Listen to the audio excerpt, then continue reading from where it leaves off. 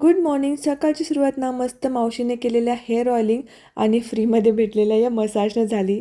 त्यानंतर नंदिनी आणि माझं छान छान आवरलं आणि जेवायला बसलो. आता नंदिनीच्या हातामध्ये जेव्हा असा पाण्याचा ग्लास वगैरे असतो ना, खूप भीती वाटते, कारण तिला ना पाणी एकतर खेळायला आवडतं. ते कधी ओतून घेईल अंगावर काही सांगता येत नाही. इथे मावशी आणि नंदिनीचं छान छान मी टाईम चालू होता. इतक्यात मामासुद्धा आला आणि त्यानेही काही चान्स नाही सोडला.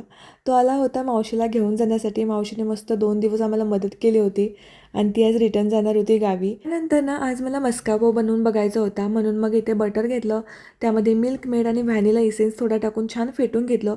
मी पेस्ट अशी तयार करून घेतली.